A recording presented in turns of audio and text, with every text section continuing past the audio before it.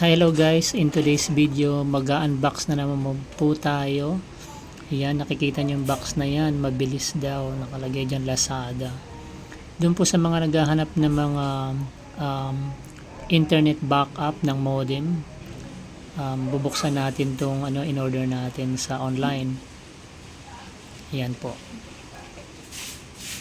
Ayan, ang ganda ng pagkakabalot, saka naka-bubble wrap. Ayan, mayroon siyang ito yung yung dito modem. So dun sa mga naghahanap ng internet backup sa bahay or mga nagwo-work at home na naghahanap ng pang backup, so mura nyo lang po mabibili yan.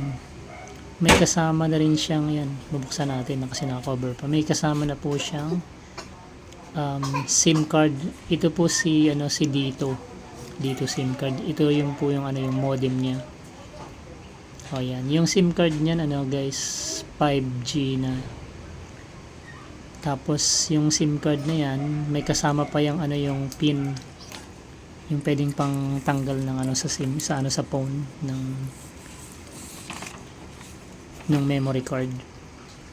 At saka ng SIM card. Yan, may pantusok na siya yan. Yan. So dito SIM card. Nano na po yan. Yan po yung kasama niya. Tapos, bubuksan naman natin itong modem niya.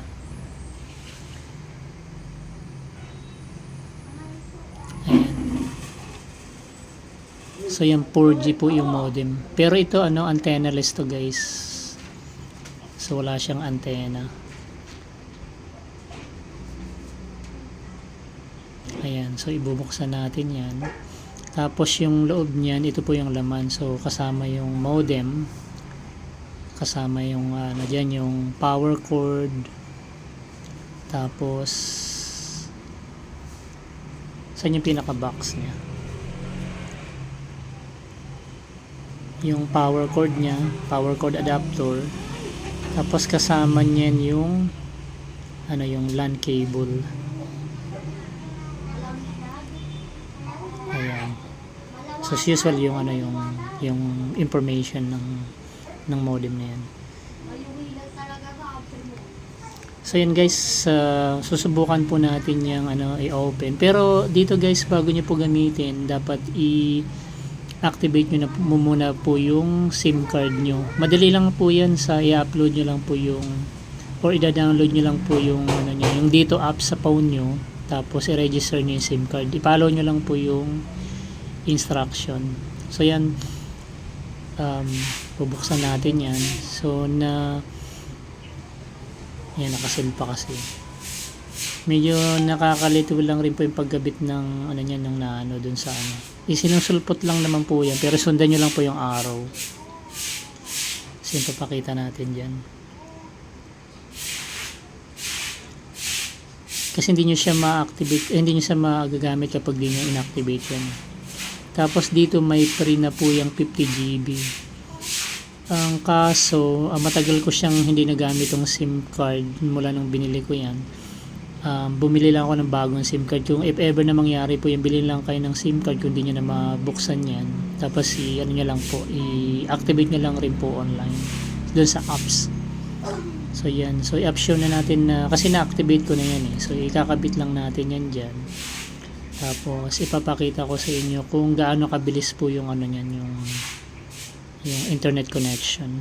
So tanggalin natin pinakamaliit na part ng SIM card kasi yan.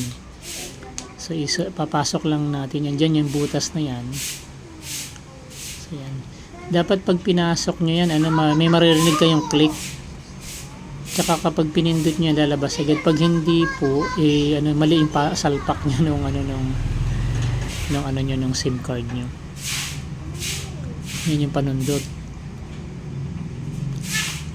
Yan, kasi pag bumili kayo ng phone, 'di ba? Usually kasama na yung panundot ng mga SIM card. So mahirap ko na kuhanin kapag Pero hindi naman po talaga yan sa power reset yan. So ang ginawa ko diyan, manually ko lang pong kinuha. Kasi pag mali po, hindi po siya kakagat. Dapat kakagat. Yan. So ibig sabihin mali yan, tinanggal ko na naman po yan.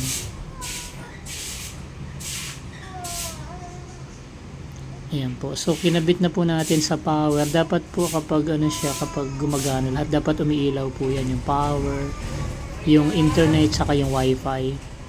So, tinest po natin yan sa Google ng speed test. Ito po yung 3 beses ko po siya trinay. Ito po yung unang speed test niya. So, yan, pumapalo na nga ng 20 yan Mbps. So, sa unang test, ang taas 24.5 Mbps. So, download. Tapos yung upload naman niya, pumalo lang ng 3.5. So, yan po yung niya. Mabilis na po yan sa isang router kung hindi naman po kung wifi lang naman gagamitin nyo. Tapos yung second test natin, so nagbago siya. Yung more than 20 Mbps na download, malo na lang ng 8. Ayan, tapos yung pangalawa, consistent pa rin, nasa 3 point plus pa rin, ko lang. Ayan. So, nag-change siya to 4. So, medyo tumaas yung niya, yung download. And then, trinay ko uli sa pangatlong pagkakataon. Ayan. So, para makita ko yung actual na niya, yung bilis ng speed. So, yan. So, 6.93 yung download speed. Tapos, yung upload niya, yun yung bumaba na.